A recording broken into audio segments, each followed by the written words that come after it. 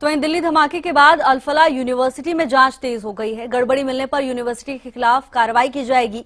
University के gate पर crime branch को तैनात किया गया है। अल-फलाह यूनिवर्सिटी की जमीन की पैमाइश भी कराई जा रही है। करीब 12 से ज्यादा एजेंसियां जांच कर रही हैं।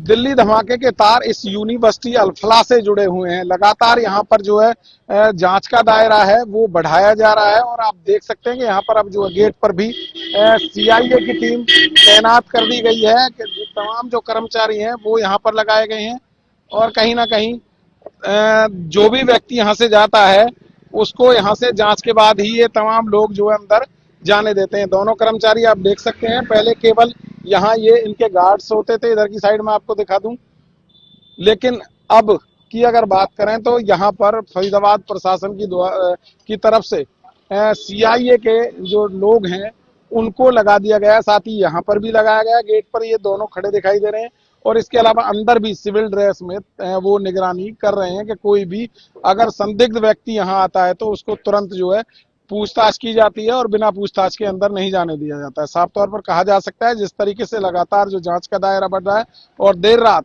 नौगांव में भी ब्लास्ट के दौरान 9 लोगों की मौत हो गई।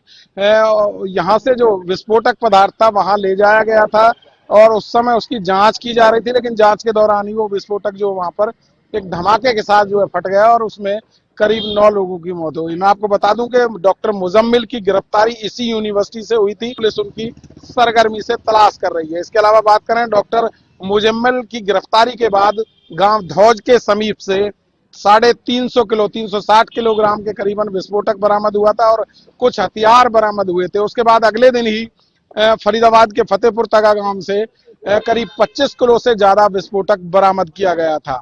इन तमाम चीजों के बाद डॉक्टर शाहीन साहिरा की गाड़ी जो है इसमें पूरी इन्वॉल्वमेंट उसकी मिली है और इसके अलावा जो डॉक्टर उमर था वो भी फरीदाबाद से गाड़ी दिल्ली लेकर गया था। ये तमाम चीजें जांच में सामने आ चुकी है और उसके बाद दिल्ली में जो ब्लास्ट हुआ उसमें कई लोगों की दर्दनाक मौत हुई। लगातार पुलिस जगह जगह छापेमारी कर रही है और देर रात भी नूह से करीब 3 डॉक्टरों को वहां से गिरफ्तार किया गया। 2 खाद बीज विक्रेताओं को भी वहां से पकड़ा गया है। तो लगातार जो पुलिसिया जांच का दायरा है वो बढ़ता जा रहा है और कहीं ना कहीं जिस तरीके से तमाम जो इन आतंकियों से जुड़े हुए लोग थे उन पर भी पुलिस की पैनी नजर बनी हुई है।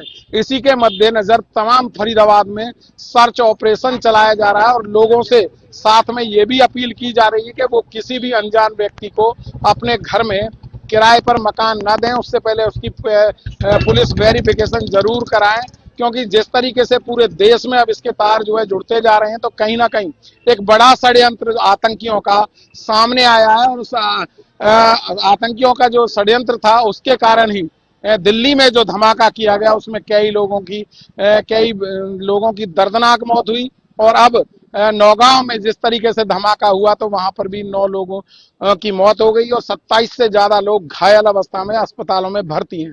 तो कहीं ना कहीं कहा जा सकता है कि बड़ा डॉक्टर मॉड्यूल जो सामने आया है इससे कहीं ना कहीं पूरे देश को अभी भी खतरा बना हुआ है। जिस तरीके से तमाम जो लोग हैं वो फरार हैं और लगातार पुलिस उनका पीछा कर रही है। इन तमाम सवालों के जवाब जो है पुलिस ढूंढने में लगी हुई है और कहीं ना कहीं विस्फोटक था जो बताया ये जा रहा है कि 3000 किलो से ज्यादा विस्फोटक लाया गया था, लेकिन उसमें से 2900 किलो से ज्यादा ही अभी तक बरामद किया गया। बाकी जो विस्फोटक है वो अभी भी पुलिस उसको तलाश रही है और इसी के कारण लगातार पूरे फरीदाबाद में सर्च ऑपरेशन चलाया जा रहा है। तो कहीं ना कहीं कहा जा सकता है ये जो अल-फलाह यूनिवर्सिटी है साफ तौर पर कहा जा सकता है कि ये आतंकियों का गढ़ बनी हुई है और इसी के चलते फरीदाबाद प्रशासन ने भी अब फैसला किया है कि इस यूनिवर्सिटी की जो है जमीन है उसकी जांच की जा रही है। 30 एकड़ में ये यूनिवर्सिटी बनी हुई थी लेकिन 74 एकड़ तक जा फैली है और इन तमाम चीजों की जांच यहाँ पर अब शुरू हो गई है। साथ ही हरियाणा सरकार ने भी दावा किया कि तमाम पहलुओं पर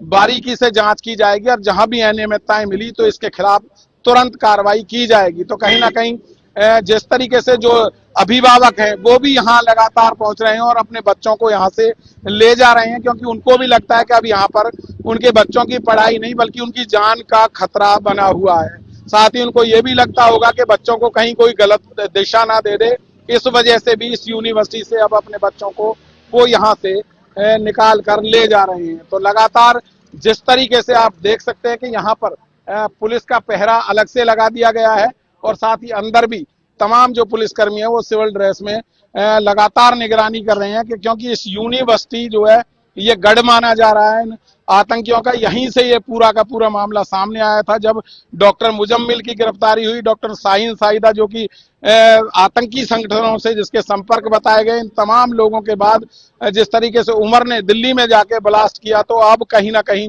लगातार जो एजेंसियां हैं उनकी तलाश में जुटी हुई है। फरीदाबाद से हरियाणा न्यूज के लिए राजेंद्र दैया।